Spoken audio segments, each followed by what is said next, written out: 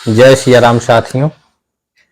जो भक्तमाल ग्रंथ है उसमें भक्तों का एक प्रकार से अलग अलग तरीके से बताया गया है। ये नहीं है कि एक साथ कि भगवान के परम 12 भागवत कौन है, भगवान के पार्षद कौन है, भगवान के प्रिय भक्त कौन है, या भगवान के अनन्य भक्त कौन है, या भगवान राम के भक्त कौन है।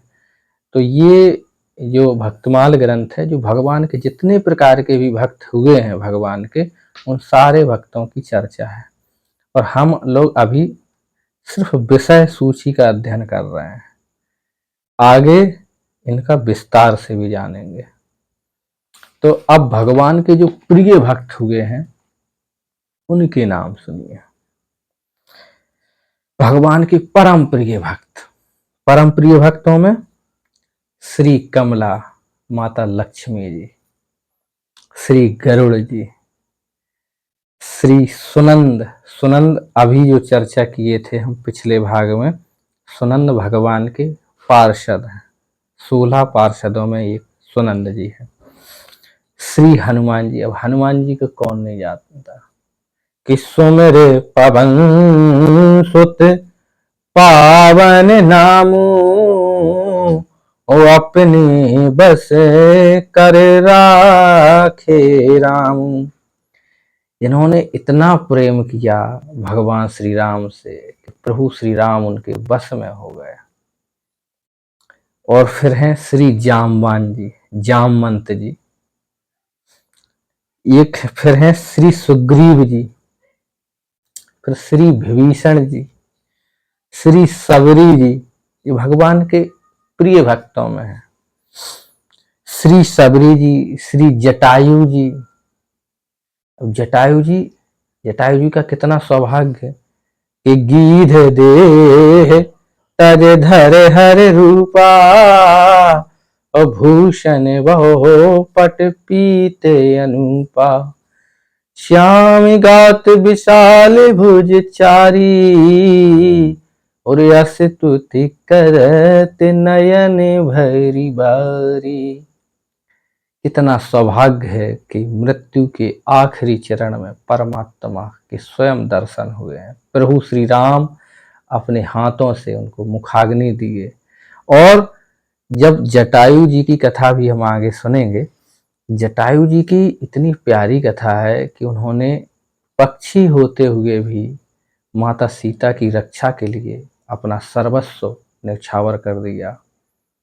हमारे देश में पुरुषों की बात छोड़ो, यहाँ पक्षी तक भी अपने सत्य के साथी हैं, जो कहीं किसी के साथ अन्याय होते नहीं देख सकते हैं। ऐसे जटायु जी को बारंबार प्रणाम। वो भगवान के परम प्रिय भक्तों में जटायु जी हैं श्री ध्रुव जी।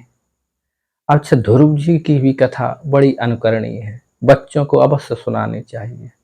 क्यों? कि जिससे भगवान की भक्ति में बच्चे अग्रसर हों।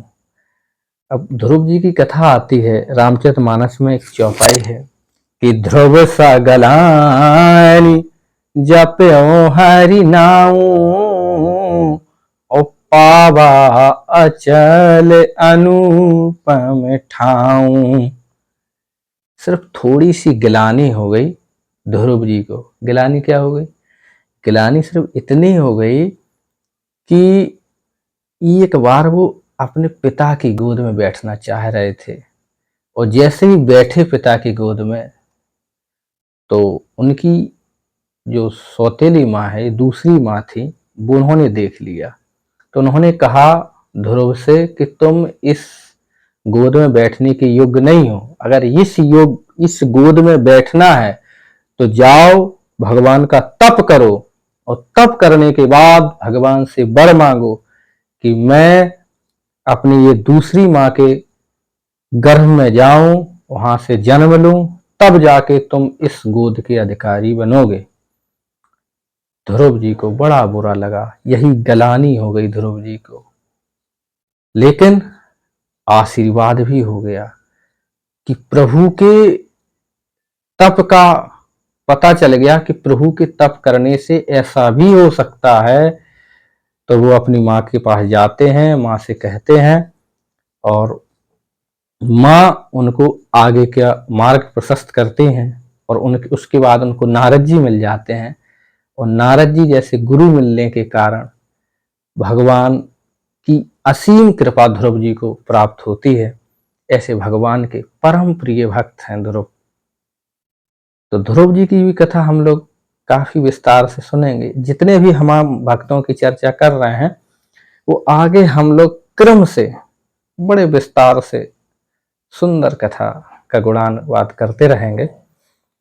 अभी हम लोग भगवान के परम प्रिय भक्तों की चर्चा कर रहे हैं। सिर्फ विषय विषय सूची, ये भक्तमाल ग्रंथ की कथा सुनाई जा रही है।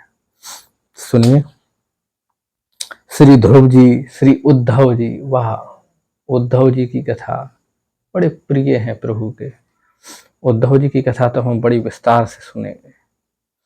इसके बाद अम्बरीश जी, अम्बरीश जी की कथा और प्रसिद्ध है। अम्बरीश जी की कथा ऐसी प्रसिद्ध है कि एक बार राजा अम्बरीश एकादशी का व्रत रहे थे। अभी हम संक्षेप में कह रहे हैं। अम्बरीश जी एक बार एकादशी का व्रत रहे, दुर्वासा ऋषि आ गए। दुर्वासा ऋषि आए और दुर्वासा ऋषि जी, अब उसी दिन एकादशी का मतलब पारण होना था, व्रत समाप्त हो रहा था। तो जो राजा अम्बरीश थे उन्होंने संत महात्माओं से, ब्राह्मणों से पूछा कि महाराज पारण करना था, दुर्वासा ऋषि आए हैं, वो स्नान करने गए हैं और सोचते हैं कि चलो पारण कर लेते हैं व्रत का। तो सब संतों ने कहा कि वैसे भी इसमें तो क्योंकि निर्जला एकादशी थी तो उसमें कई भगवान का चरणामृत पी करके व्रत का पारण कर दीजिए।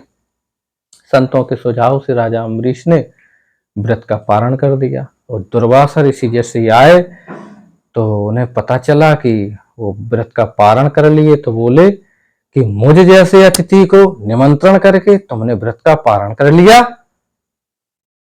और नाराज हो गए, बहुत क्रोधित हो गए। और कहने लगे मैं तुम्हारे राज्य को नष्ट कर दूंगा। और जैसे ही उन्होंने ऐसा संकल्प करने लगे तो उसी समय राजा अम्बरीश की सुरक्षा में सुदर्शन चक्र था। सुदर्शन चक्र को बर्दाश्त से बाहर हो गया कि ये तो हमारे राज्य को ही नष्ट करेंगे, हम इस राज्य की सुरक्षा में हैं।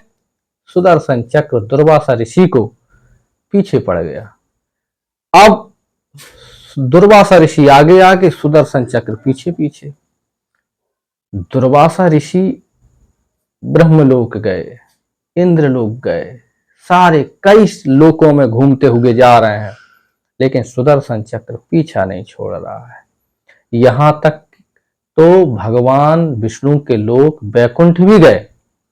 वो भगवान से कहा कि प्रभु आपका ही अस्त्र है, आपका ही सुदर्शन चक्र है, आप ही बचा लीजिए। तो वहां पर भगवान का बड़ा परम, जिससे भक्त अपने आप